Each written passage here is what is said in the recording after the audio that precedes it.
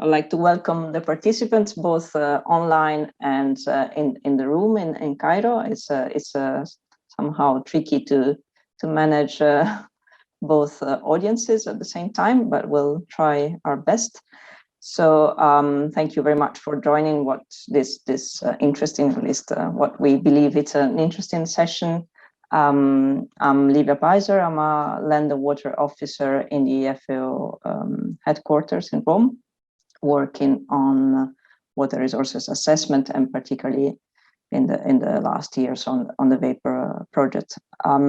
First, I'd like to give a few logistic information, mainly for online participants, to inform that the session is being recorded, and there's also simultaneous translation available in Arabic and French if you click on the globe icon for the interpretation in your Zoom window.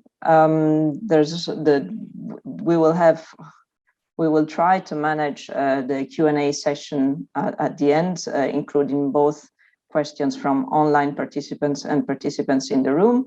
For online participants, please use the chat box to ask questions, and the chat box will also be used by our colleagues here to share references and links throughout the session. Now, just an introduction on the content of the session, that is in which we would like to explore with you a range of water productivity indicators derived from FAO Vapor database mainly at various geographical scales. So the first presentation from Nagla will describe the FAO Vapor project and its main components, including the provision of the water productivity data in near real time. And the second presentation will look at water productivity indicators at national level for 20 countries in the NENA region. And the third and final presentation will look at the field scale indicators of comparison of sugar crops in Egypt. So the aim of the session is really to discuss the relevance of this type of data for applications at various scales, acknowledging the differences in both temporal and spatial resolution of the data, and reflecting on the fact that none of them is necessarily the best or better than the others, but the choice ultimately depends on the intended use of the data and the derived information. So that's the aim of the session, that is prepared in collaboration with two, let's say, sister projects. The first one is the FAO Vapor project that is funded by the Ministry of Foreign Affairs of the Netherlands, and it's now entering its second phase, started in January 2021, to promote use and application of the freely available data that we distribute to the FAO Vapor database. And the other project is the Water Productivity Improvement in Practice, WaterPIP in short, that is also funded by the government of the Netherlands and aims to support partner countries in improving water productivity in agricultural sector using vapor and other data sources. I think you will find additional information in the chat. In a few minutes, we'll share links to this project for you to find more information. And to conclude, I'd like to recall that the video recording will be made available on the Cairo Water Week website. So I think we can now start with the first presentation.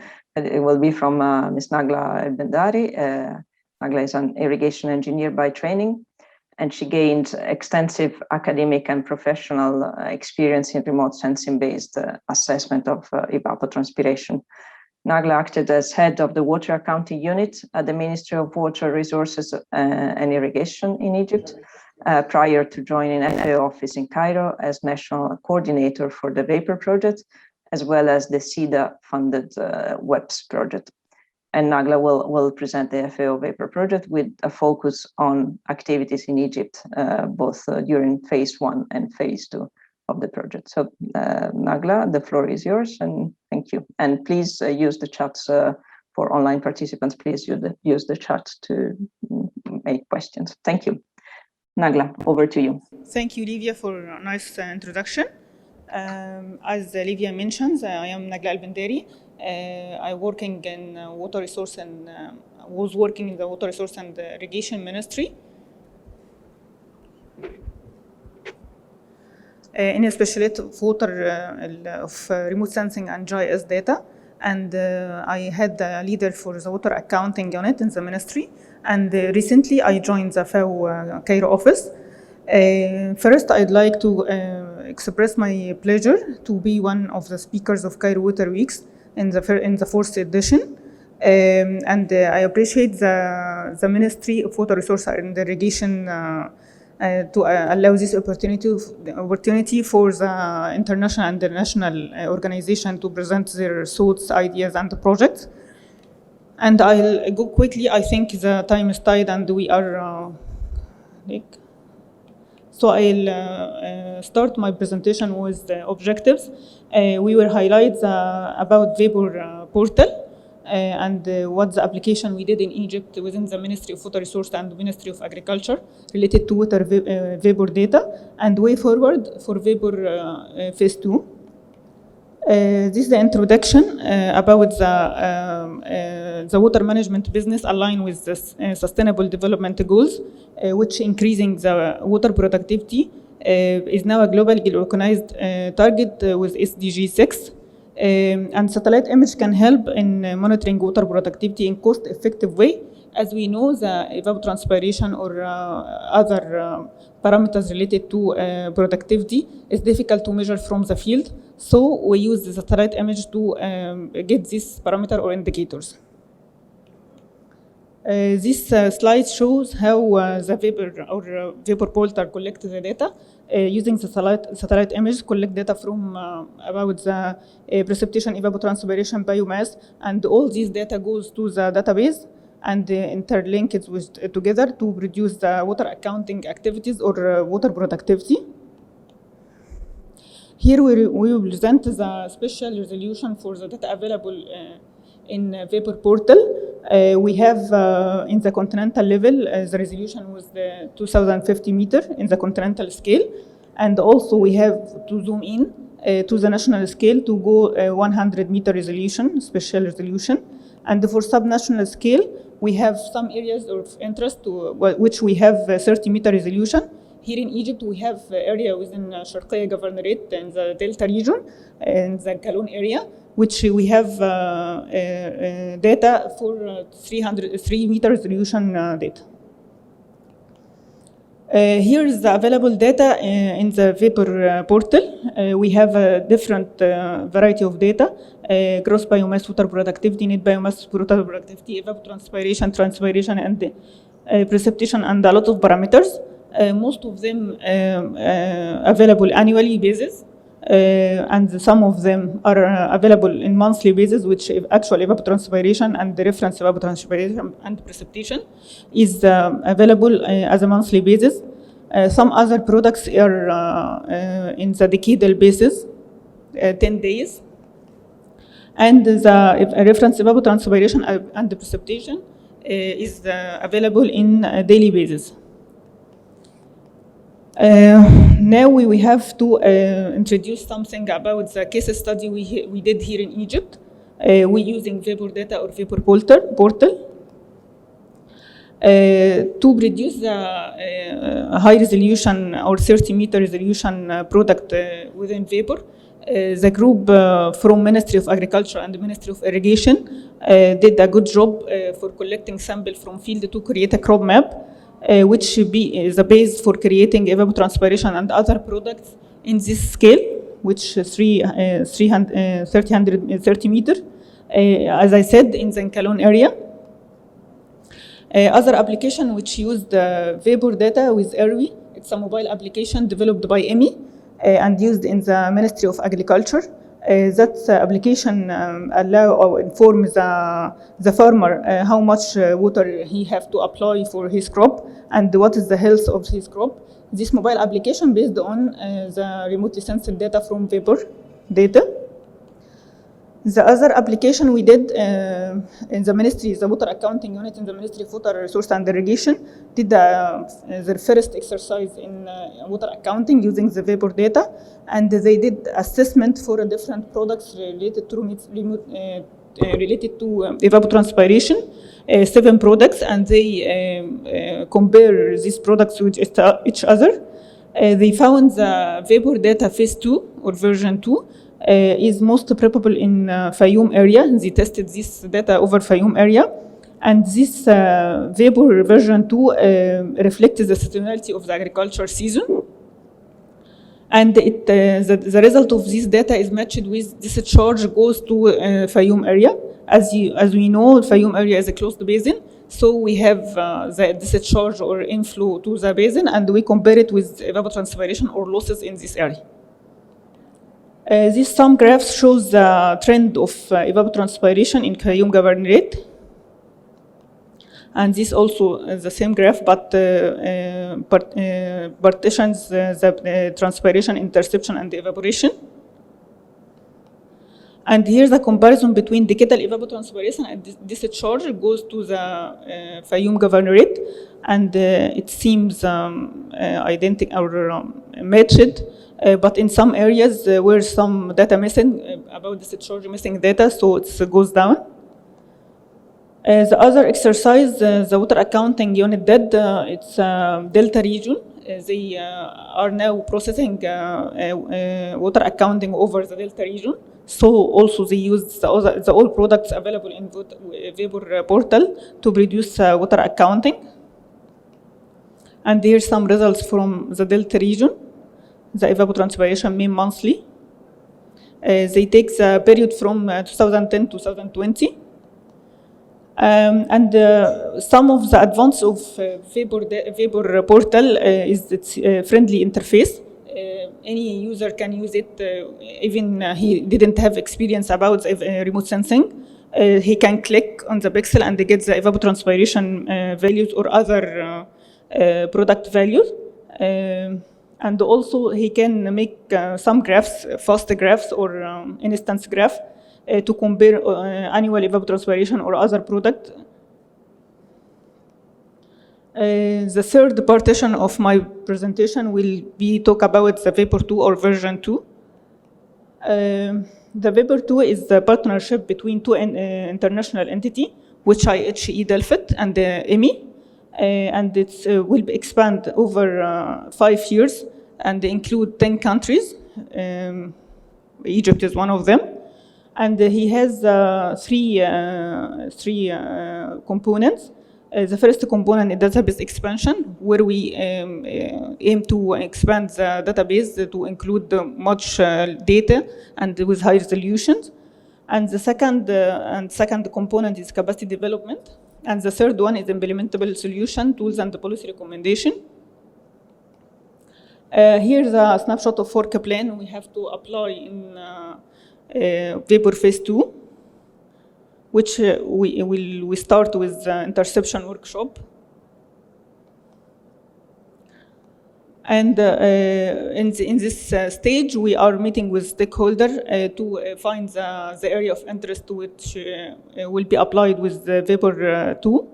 If the Egyptian governorate need to high resolution data or quality assessment or result from CEDA project. As I have to mention here, we have the cooperation with CEDA project. CEDA project implement a crop map for 3 different areas in Kafr, Sheikh Minya, and Sharqiya along 6 agriculture season. So we can use this data, our crop map data, to enhance the accuracy of water accounting or Vapor data available in water portal. And we are planning to hold our inception workshop by November or December. Here I have to mention that another project which my colleague Livia mentions, Water PIP or Water Productivity Improvement in Practice, which funded by the Ministry of Foreign Affairs of Netherlands. This project contains 5 components. One of them, which third component assisting national policies, is in interlinkage with vapor data, and based on vapor data, they will be made some analysis. This work was done, funded by Swedish Governorate and the Ministry of Foreign Affairs of Netherlands. And I think the floor is yours, Livia. Thank you. Yes. Thank you very much. Thank you, Nagla. That's an excellent presentation. And I'd like to remind online participants to start asking questions in the chat box if they wish, and they will be addressed at the end after all presentation. So we can now move to the second presenter, that's Karin Bremer. Karin has a background in hydrology and water resources engineering, and she's currently working at Meta as a water resource management specialist. And her work mostly focuses on the Vapor Project, working on water productivity analysis and remote sensing applications for agriculture in general. Karin, the floor is yours, and we'll be hearing for you and collecting questions in the chat. Thank you. Thank you, Livia. So I will talk to you about work I did on country indicators and the benefit of using that for larger initiatives like the Water Scarcity Initiative and the ISDB. This work has been, we started with it as, developed this for the ISDB, which has water productivity as one of their policy pillars. And besides that, might also be of use of the Water Scarcity Initiative, which is an initiative from the FAO to harmonize work on water scarcity in the Near East and North Africa region and to contribute to boosting agricultural productivity. So normally with water productivity, I've looked at specific case studies, but here we look at countrywide indicators, and that means that it's quite a lump sum. So having this will allow for a quick and comparative overview, and most of all, first idea on, it's a starting point for discussions for country programming, getting a bit an idea of how our countries behaving, and it can help identify in that way priorities in the water sector. When you get one value for a country, we also included an analysis on that you see which pixels are included, because that is very important when you get one value. So which countries, which indicators are we looking at? It's 6 different indicators that I looked at. Most of them are also data sets in Vapor. All the data came from the Vapor database. So the actual evapotranspiration and inception, the total biomass production, reference ET, and then 3 ratios over those. The gross biomass water productivity, which is the ratio between the total biomass production and the actual evapotranspiration and inception. The ETAI over the ET reference, and that gives an indication of the comparison of the climatic demand or atmospheric demand and the actual ET and how it behaves, and then the actual ETA over precipitation to get an idea, especially for rain-fed areas that might be of interest. So for those indicators, we looked at a mean value over the period of 12 years and how it has changed over that time, and that has been done for irrigated and for rain-fed cropland separately. As I shared, the data of Vapor database has been used at a continental level, so 250 meters. This has been used because it covers all countries within Africa and the NENA region, and the data has been processed in Google Earth Engine. I will talk a bit more about the methodology that I used, and it can be broken down in 3-4 steps. The first one is the selection of the pixels. I will dive more into the steps after this slide, and after that, indicators per year are calculated, the mean over the period, and the percentage change in their significance. The last 3 steps, so all besides the first step, are done at both the average for the country and at the pixel level. The pixel selection is quite an important process because, if a pixel it's automated, and when a pixel is selected that is not rain-fed or not irrigated, it will affect the results. I've still used only the vapor land cover classification for this step, as it was the best suitable data set that has, for that period, made a distinction between rain-fed and irrigated agriculture. So only pixels have been selected that are classified as irrigated or as rain-fed for all 12 years. And then there has been quality filters applied to make sure that the input data that is used of the land surface temperature and NFVI data is of the highest, of a good enough quality.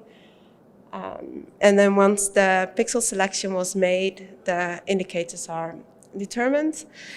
On the portal, you have the annual data, but since I've used Google Earth Engine, I applied the same method as we use in the site-specific indicators, so the decadal data, and make a sum of all the values that fall within the season. And in this case, the season is 1 year, so that's the formula. Here with the seasonal, I don't know if it works.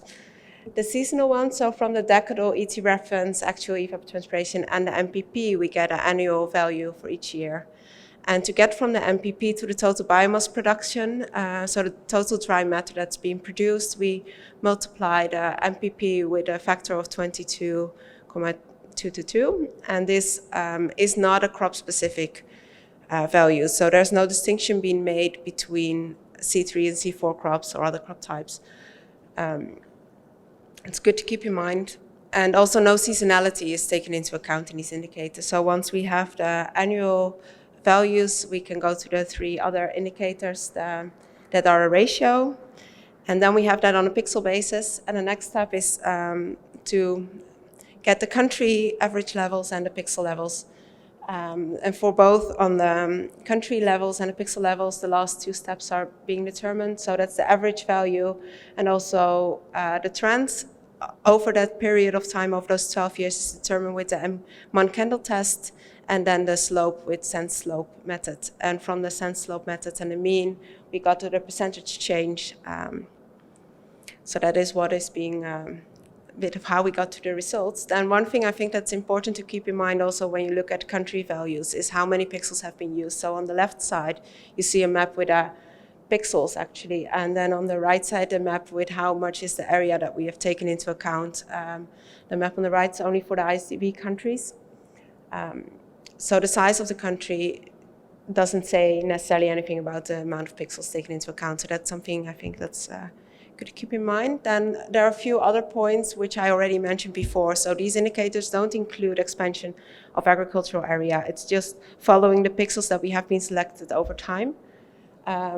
There's no verification has been taken place with field data. So that's why I think it's very important to look at the country values together with pixel values to check which locations have been taken into account and what does that say.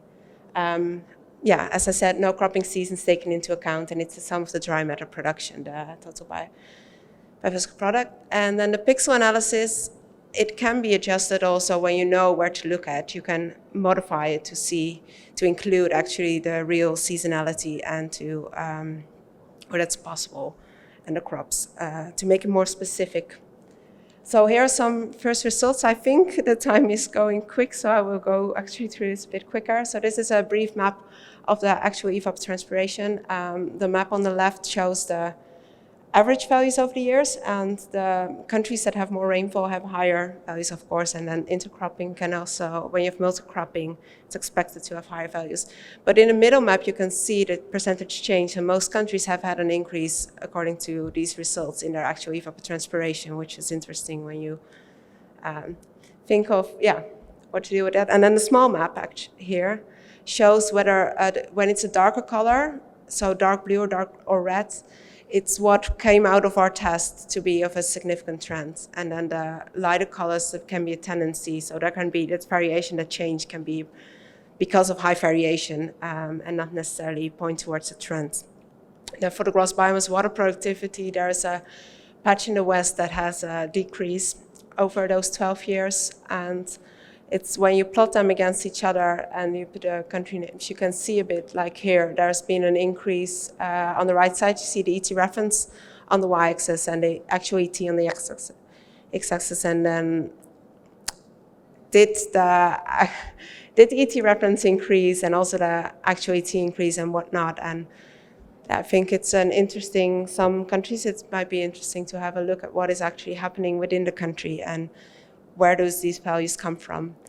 As I said before, when looking at a pixel basis is quite important in my opinion. So here an example of Sudan. Sudan had overall in the ETA about 20% positive change, like increase in ETI from these results. And in the middle map, you see the percentage change of the pixels that have found to be a significant, significant increase trend. And there are a few areas, for example, below, the pointer doesn't, you see a very dark patch below the Jazeera scheme, and that's a sugarcane area. And then when you look at changes, you see that those areas, there's a slight decrease.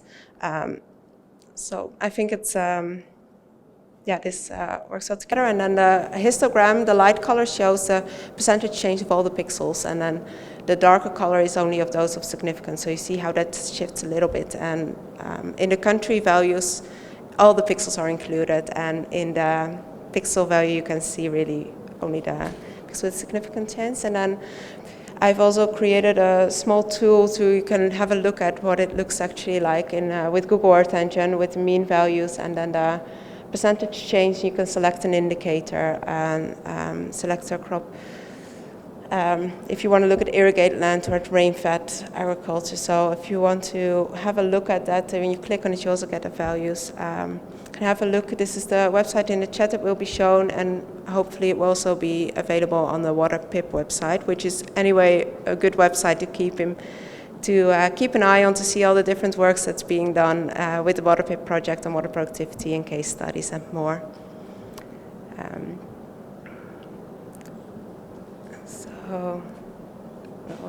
So I think Livia placed the link. And thank you all for listening. Thank you very much, Karin. Yes, the link has been put in the chat for online participants. So thank you, and particularly thank you for keeping the time despite a very dense presentation. So we can now move to the last presentation of this session from Dr. Ahmed Helmi, who is an associate professor at the Irrigation and Hydraulics Department at Cairo University at the Faculty of Engineering, and he's also a consultant engineer of hydraulic design. He got his PhD in 2018 and has 24 years of professional experience in flood protection works and the design of irrigation system. And he will guide us now to a closer look at water productivity indicators, this time applied at scheme level in 2 locations in Egypt and for 2 different sugar crops. Ahmed, the floor is yours. Thank you. Okay. Thank you for attendance. As you all know, that the water stress is very critical nowadays and threatening the existence of nations. The proper utilization of water, especially in the agricultural use, which consumes most of the water resources, not a luxury, it's a necessity for survival. This work has been done and conducted as a part of the training of trainees on vapor offered by Water PIP project. The sugar industry in Egypt, Egypt consumes about 3.2 million tons of sugar per year, and 30% of this amount has been imported. The consumption increased by 3.5% from 2008 to 2016, and the population increase was reached also 2.1%. The traditionally sugar industry in Egypt depends on the sugar cane in Upper Egypt, which is associated also with large sugar factories. Nowadays, in the recent decades, the sugar beet is gaining ground as a competitor for the sugar cane, especially that is occupied the land for 6 months, while for the sugar cane, it's occupied the land for 1 year. The area of the sugar beet is suitable to be planted in Egypt in many areas, from Middle Egypt up to the northern Egypt, but the sugar cane is restricted in the Upper Egypt. As a case study, we selected two pilot areas to evaluate the water productivity. The first one for the sugar cane, it's about 47 hectare in Kenya Governorate in Upper Egypt, and the other one is 550 hectare in Minya Governorate is for the sugar beet. As you know, this is the vapor data. To simplify the vapor products that we have, we can directly download the evapotranspiration from a certain area for 1 year or on a decadal time resolution or monthly, okay? And we can also get the biomass. The biomass is the amount of carbon generated by the photosynthesis process based on the evapotranspiration. And any plant, we can get the amount of biomass related to the carbon generated by the photosynthesis process. We can also get the evaporation and precipitation and land use. We have special resolution for the vapor products, which is 250 meter on continental scale and 100 meter for national scale and 30 meter for some spots which are in detail data. We have detailed data about these spot areas. But in our case study, the two areas had the resolution of 100 meter. This is how we can get the water productivity and the water adequacy for each study area. So we have the net primary production. The net primary production is the amount of how many grams of carbon has been generated during the season. So I can convert it by multiplying this, by applying this equation by the above ground percentage, and then I can multiply by the photosynthesis or photo use efficiency, and then divide on the 1 minus moisture content. So this area can get the biomass generated during a whole season of the plant, and then we can get the land yield, how many kilogram of this product is being generated. The adequacy of water is the amount of evapotranspiration to the potential evapotranspiration, and the beneficial fraction is the transpiration over the all evapotranspiration and interception. This data can be collected directly from the vapor portal, and then we can apply this simple equation to get the adequacy and beneficial ratio, land productivity and water productivity. For the sugar cane, this is a zoom for the area, for our area. This area of about 47 hectare planted with sugar cane in Kenya Governorate.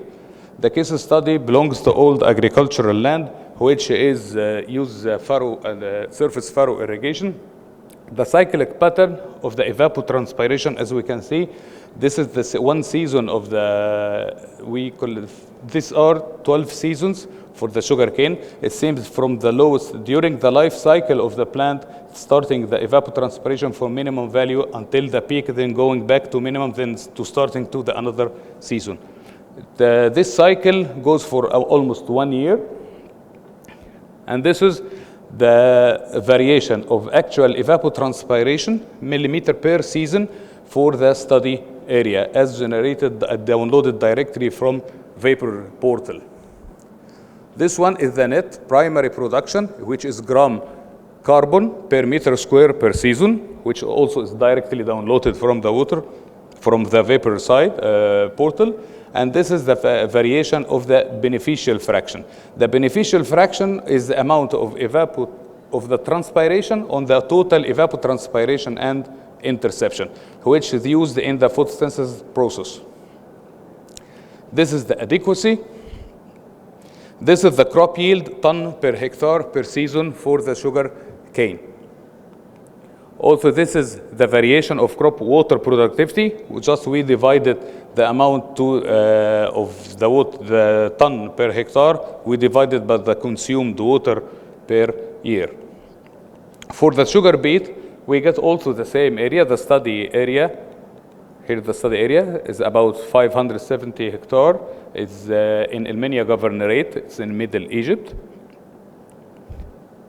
The same rasters has been obtained from water vapor portal. This is the actual evapotranspiration and interception as a millimeter per season, while the season here is 6 months, not 12 months as in sugarcane. And this one, the variation of net primary production as in gram carbon per meter square per season. This is the beneficial fraction of the water. We can see here that the beneficial fraction of the sugar beet is higher than the beneficial fraction from the sugarcane. This is due to what is the beneficial fraction? Is the ratio between the transpiration to the evapotranspiration and interception. The season of this, the sugar beet is almost in winter, so we have a lowest evaporation.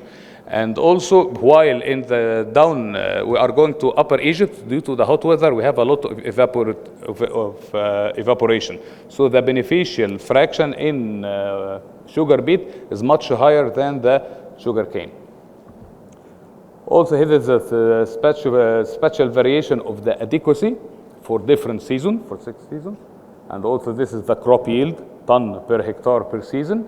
And this one, the water productivity, how many kilogram of beetroot has been generated per 1 meter cube of water. Actually, this is the comparison between the crop yield as a kilogram per hectare, comparison between the sugar cane and sugar beet. The sugar cane almost reached about 90 to 100 ton per hectare. And the sugar beet is about 45 ton per hectare. This is kilogram per meter cube. This is the water productivity. So this is kilogram per meter cube of water. We have to find here that the sugar beet is has a higher water productivity than the sugar cane. As we see, we have evaluated 6 growing seasons. We are concerned about the sugar production. The rate of extraction of sugar from the sugar cane is 10% from the total crop yield. If we have 1 ton, so we can get 100 kilogram of sugar. But while for the sugar beet, it is about 1.15 or 15%. So the 0.5 kilogram sugar generated or obtained from the sugar cane consumes about 1 meter cube of water, and while the we get 1 kilogram per meter cube of water in the case of sugar beet. The water efficiency in the case of the water efficiency or the water productivity as a sugar, it's much more higher in the sugar beet than the sugar cane, due to not only the difference between the plant, due to the planting season. We have it is in Upper Egypt and the other one in Middle Egypt, where the temperature is much more, and we have a significant reduce in the evaporation. We can't conclude that we have to go for sugar beet instead of sugar cane based on this study only. We have to find out what are the socio impacts for changing the planting pattern in Egypt from sugar cane to sugar beet. What are the subsidiary products obtained from the one? What is the value of the land occupied, which for 12 months or for 6 months? They need a bigger study just to evaluate it properly from each point of view. Thank you. Thank you. Thank you very much, Ahmed. You're welcome. And I think that concludes this the round of presentations. Sorry, I forgot to turn my video on. So yeah, thank you very much to all the speakers for keeping the time and trying to condense this very interesting and also technical information in their slides. I think we can now enter the Q&A part of this session. And with that, that is going to be, let's see, tricky to include both the online and physical participants in Cairo, but we'll try our best. So the Q&A session will be actually moderated by my colleague Virginie Gillet, also Land and Water Officer in Rome. So Virginie, leave it to you. Thank you. Hello, good afternoon, everyone. Thank you, Lydia, and thank you to our three speakers.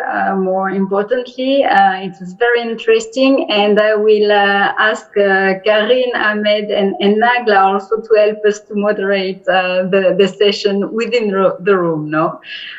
Because we won't be able to see any hand raised from where we are at the moment. So if there are any questions in the room, just let us know, and we will be happy to open the floor. For the moment, we do not have any question yet online, so I invite also our online attendants to please ask a question. I know it's a bit tricky because you can't really write to everyone, but you can send the question to all the hosts, and hopefully we will be able to see them. Maybe in the meantime, I would like to ask one question while I'm waiting for other question, and the audience, please to ask the question. But maybe to start the discussion, I found the application of the vapor data by Dr. Elmi really interesting on sugarcane, and I was wondering, Dr. Elmi, if you have any other idea of application that would be of interest in Egypt for the use of vapor data? I would start with you on this question. And in particular, if you could maybe highlight the type of benefit that you see from the use of those data. Yes, I have some concerns about the spatial resolution of the vapor, especially in Egypt. We have the crop pattern in Egypt have small areas. So we have the 100-meter width is very big to find to match the crop pattern here in Egypt. This is the first one. So we need smaller resolution or higher resolution at some areas. Secondly, for the center pivot, we have some problems using vapor in center pivot area due to the thermal effect of empty land to the cultivated one. I think it will significantly affect the result, especially in Sharq al-Wainat. We face some problems in the accuracy of vapor. But in the delta, or where the land is all cultivated, I think we got very good results, and the amount of yield is matching what has been known from the farmers. The production of the products per faddan is almost the same as generated from vapor. So we need to increase it a little bit and find a solution for the center pivot areas. Great, thank you very much, Dr. Elmi. Maybe if there is no other question, and please do interrupt me if there is a question in the audience. I see Karin is showing someone. Virginie, we have a question here. Yes. In the hall. Please. I have a question for country level application of the vapor product. In this case, when you are doing a temporal analysis, and there must be some examples of an irrigated area expansion or the rain-fed area expansion. So can you see this or not? And then do you have this land use land cover change, like the land use land cover dynamics upgraded in the app? Thank you for the question. Oh, yeah. So I think this is directed to Karin, no? Yeah, do you hear me? Yes. Okay. Yes, thank you very much for that question. So expansion of irrigation. So I used the vapor land cover classification as a basis, and that has some positive sides and negative sides to it. One thing, the positive side is that it makes a distinction between irrigated and rain-fed croplands. And I looked only at pixels that have been classified for all the 12 years in the vapor classification as only being rain-fed or as only being irrigated. So no expansion or no even pixels that have been switched between the two, I have not included in the rain-fed analysis or in the irrigated analysis. in the website that I shared, there's a third option, which is both croplands. So there I included all the pixels that have been rain-fed all the time, the pixels that have been irrigated all the time, and the ones that are changing in between. Downside of the land use classification of vapor is that it's based on Copernicus data from 2015 and then being adjusted to that. So I think that is one of the more difficult parts in this protocol. I didn't include the actual land cover classification in the application, but on the Vapor website you can select it and you can see and change over the years. You can see all the years how it's changing. It's just an open comment, like instead of using land use, land cover data, what if the Vapor also includes the country level digitized crop plots? Yeah, it's better. Yeah, that's I think it's better, and then connect it with the land use, land cover product just to see if the plot is expanded or not. Yeah, so in this assignment we didn't look at expansion, but that's definitely something I will come to you afterwards and make notes. And secondly, I also saw that if you are not very particular about the boundary of the plot, the ET product you are getting is like at the border, the extreme values we are getting for ET, which is actually affecting the results. Yeah, so I took that into account because the land surface temperature pixel has I think that's also what Ahmed said, it has a bigger pixel size. So I looked at how many cropland pixels, irrigated or rain-fed, are within the size of one LST pixel, and only when 75% or more has been identified as cropland, it's kept. So when half of that land surface temperature pixel is not cropland, then it's excluded of the analysis. So all those boundary pixels where you have that high change in surface temperature between irrigated croplands, between the plot and the area around it, they are excluded from the analysis because that indeed can highly affect your results in the ET. Yeah. Great, thank you. Is there any other question in the room? Yeah, there are more. The microphone is going there. Please, so you can continue. We did receive some, so I will take the time after, but we can give the floor now to the room. Okay, actually, thank you very much for this presentation, and I think it's very important that we can using Vapor dataset to calculate the yield and the water productivity for each crop. But we already had an exercise on the rice crop on the delta.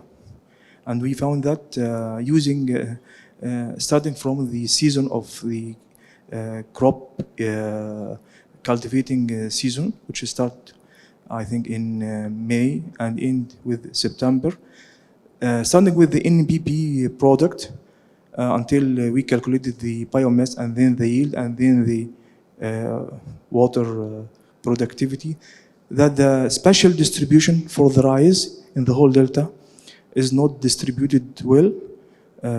It shows a very high yield productivity and water productivity in the north instead of the middle and the south of the delta, especially in some governance like Kafr al-Sheikh, Gharbaya, Dahliya. Actually, this starts with the NPP product, because I think based on this product, the chain of calculation based on this product. So do we need to check this NP product in our area, for example, in the delta? Because from your presentation, the equation of calculating the biomass from NPP is just straightforward. Have one constant and the other coefficients is a crop determined. So we noticed, for example, that the rice production is not matched at all with the Fao published production for rice in Delta, which almost is 6,000 tons per hectare. Our exercise shows that we already, the production is 2.5 or 3 at most. Because the production, the irrigation performance irrigation indicator is very, very important. Of course, I know that this is a big challenge because, as you mentioned, there is a big challenge between the difference between the resolution of the crop map we have, which would be 10-meter resolution, and 100 meter resolution for the vapor data set. So maybe the resampling process could be one cause. But on the other hand, I think we want to check the NPP product on vapor. Another question, what is different between using biomass product and NPP? Because I can see for the biomass, we have for each year 2 files, represent 2 seasons only. But for example, if I want to show the productivity for a specific crop, so I don't know which season that this file will cover this crop. For example, as I mentioned, the rice starts from May until September. So which season I can use in the if I want to use the biomass? Okay. For the relation between the NPP and biomass, and why it gave you a higher productivity from the rice. No, sorry, it's a low productivity. It's a very low productivity. Low productivity, whatever. Yeah, low productivity. There's a factor, it's very important. What is the light use efficiency is used in the equation to convert from NPP, or net primary production, to biomass. This factor is very significant. We faced this problem in the beetroot. For the first run, we used it as a sugar cane with the same light use efficiency. We got a very high productivity from the sugar beet, which is not really as the field. So we found in some other literature the light use efficiency, which changed from 1.6 in sugar cane to 1 in the case of the sugar beet. It was very significant and affected the relation between the conversion from NPP to biomass. It is different. So the NPP is a general for the whole area, as if I could understand you well, but each plant can convert how many grams of carbon to biomass. So, and then we can multiply in the harvest ratio how that will be converted to a biomass, leaves and seeds and something like that. So I cannot compare the NPP between different plants. I have to convert it to biomass to find what is the final product I got. So I have to multiply by the light use efficiency. It may be the reason for getting lower data or high, whatever, lower or upper data if we have some error in this calculation of the light use efficiency, which need to be reviewed.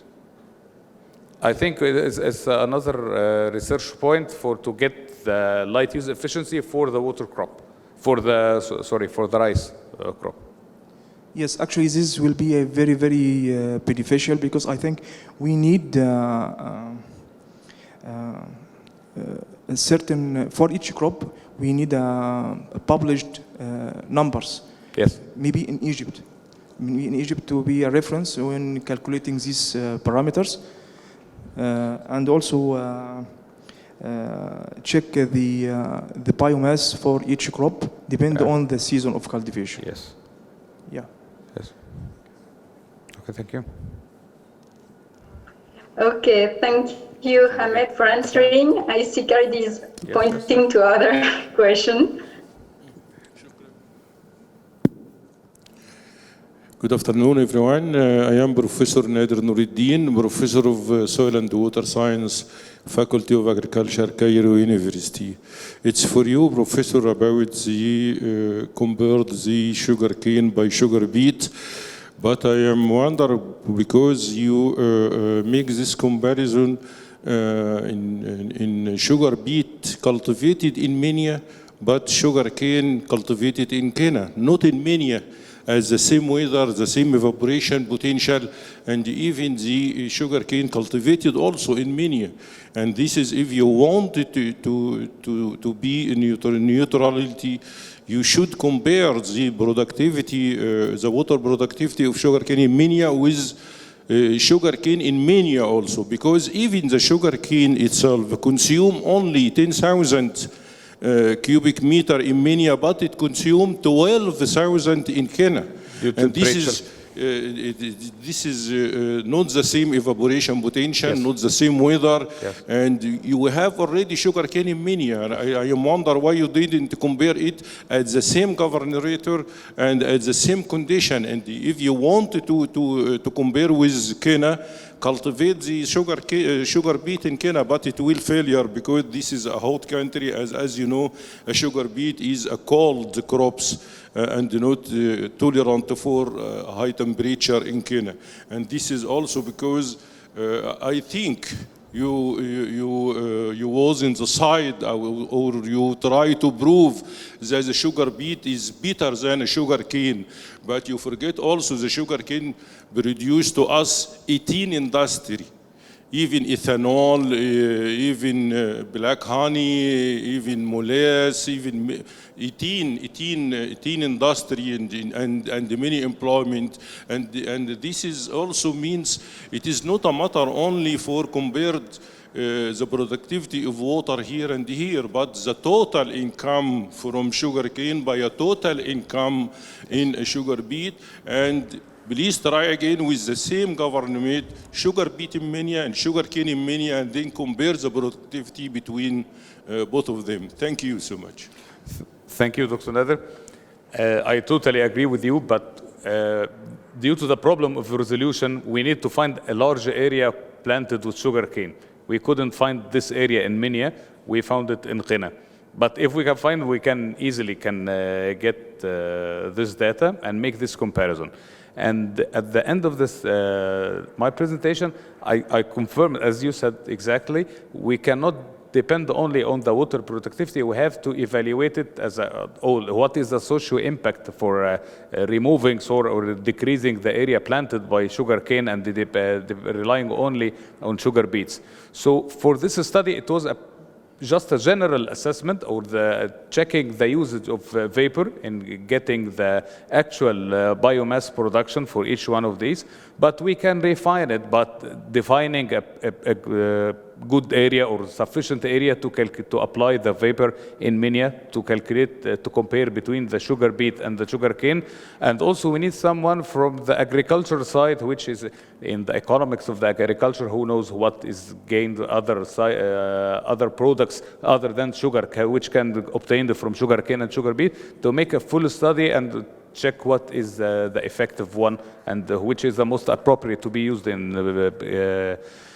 the manufacturing of sugar. Thank you, Doctor.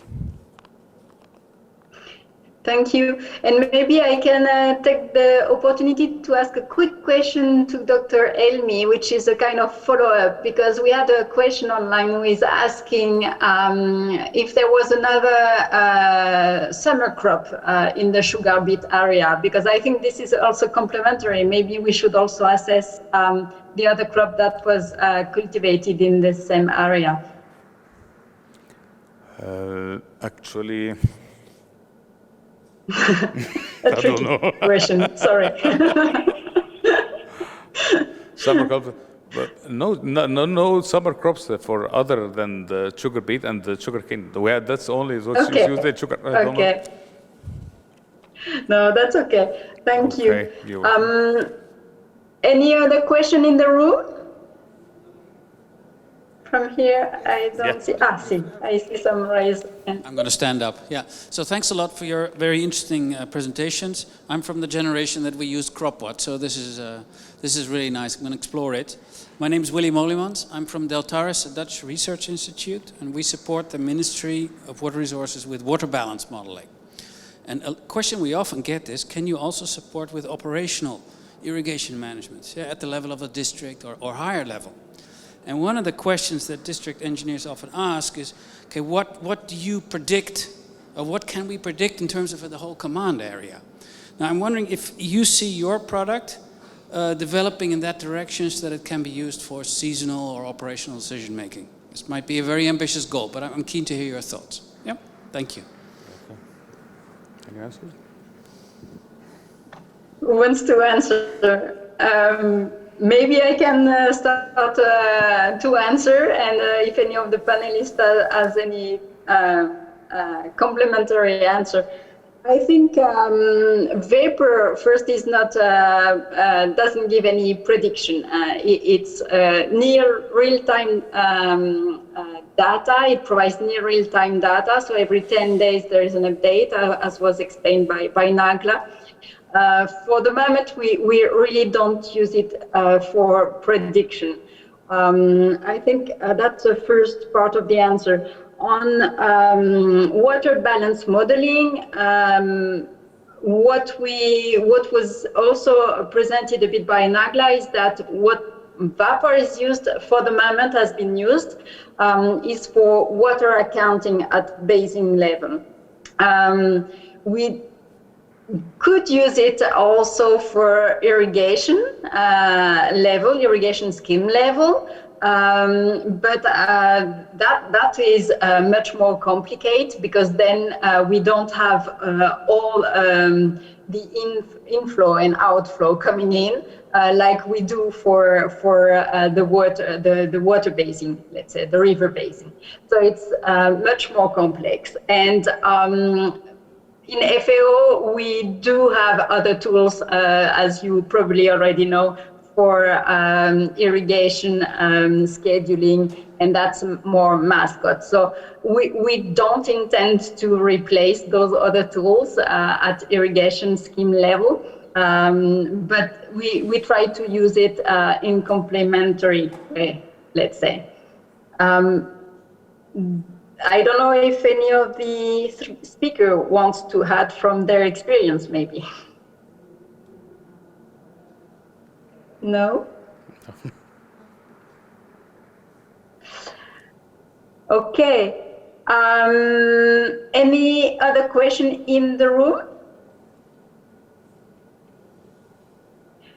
In the meantime, while you're still thinking, maybe if you have other question, we do have some online question I can ask. To Nagla, it was a question about the IRWI apps that you've shown, the example. There's a question about the link to get more information, which I will provide online, so it is okay. But there's an additional question about whether the app use historical data, meaning past years, or only the past decade, let's say, so only the most recent data. The application is still running, and we can add whatever we need. We can add historical data to this application, but now I think it's working with recent data to inform the farmers how much water they need to irrigate or to add to his land. Thank you. I'm putting just now in the chat box for everyone the link for where you can get more information about the app that was presented by Nagla. So I'm sorry for the people in the room. This is a bit tricky. Probably you can definitely ask Nagla directly and she will be able to provide more information. And the link that I have provided there all in Arabic, so that's for the person online. Virginie, yes, also, please. I'm not sure that online participants can intervene, but I was, we also received other comments from, particularly from IHE Delft, that they've been looking into not really, I mean, it's a way, let's say, of prediction analysis, looking at trends and see how that replicates over time, and use that information to try to predict some variables, looking at the temporal series that we have. But I'm not sure I can allow people to speak. But anyway, the point is well taken. Thank you. And I think, well, I just wanted to say, but this is maybe more towards the conclusion, but I take your opportunity to say that we'll really look forward to discussing all these points at the Inception workshop that we will have in Egypt. And I think there will be, the interest is there. There are clear demands for further analysis and applications and capacity development in some cases as well. So I'm very happy that many interesting points already emerged in this discussion. So back to you if there is a last question. There is a comment that I might address directly because probably it's a concern from quite a lot of people, which says that the 90% of the agriculture fields are less than 5 hectares. So it's not possible to see them directly with the 250 meter resolution. So maybe a first answer would be that in Egypt, we do have the 100 meter resolution, so that's already better. And obviously, the 30 meter resolution is even better. But the app for irrigation scheduling that was detailed or displayed by Nagla in her presentation is actually using this 100 meter resolution data. So probably that's also can help to answer this concern about the resolution. And I think, yes. And furthermore, yes, the methodologies for calculating the data in Vapor are all open source. There's a data manual and script that describe how these data are calculated, and for, well, I would say very well experienced people, it's possible to calculate again this data at different levels using different sensors as well, because the methodology is meant to be sensor independent, and we are also looking into more and more integration of Sentinel products in the methodology at the different levels. Okay, so I think there is no more comment on or question online. So if there is none also in the room, we can continue with the conclusion, basically. We are almost on time, so. Yep, okay, so thank you. I think, yeah, we already pointed in that direction. I think what was, what emerged in the discussion was that there's a good interest in understanding these water productivity indicators at different scales, both at the field scale for specific crops, but also at national level. And it is acknowledged that the methodology needs to be well adapted to specific crops in particular. So there's a need to look into these crop parameters to better describe and convert the NPP into biomass and then yield. Those are things that are very much dependent on crops, and getting these parameters right is not that easy because there's some literature available, but then analysis needs to be done to get a good result in that. And there's also interest clear interest for developing specific specific applications of the data, and see how well they are able to respond to the demand that we heard. So I think, as I was saying, it is very timely because we are now going into, starting the Vapor Project in Egypt, and the first, let's say, event will be the Inception workshop, where we will have time to discuss these things a bit more in detail. And it was very good to have the opportunity to start the discussion here, raise the interest, and we will definitely keep the comments received and get back to those during the workshop. So yeah, please do get in touch. For Egyptian partners, Nagla is the coordinator of vapor activities in Egypt. But for anything else, just email at vapor@fao.org. And for other water PIP specific questions or suggestions or proposal for studies and collaborations, also you saw the reference. For online participants, we put the reference to the water PIP website, but for participants in Cairo, I think you will be able to either talk to Karin or Ahmed, or get in touch with us anyway. We'll establish the link. So I think this is all we wanted to say. Thank you very much. Well, of course, to the three speakers for the excellent presentations, and to the participants for their interesting discussion. And again, the video, the recording will be made available on the Cairo Water Week. And please, remain in touch with us in one of these ways. And thank you again. And good continuation of the Cairo Water Week. Thank you. Thank you. Bye, everyone.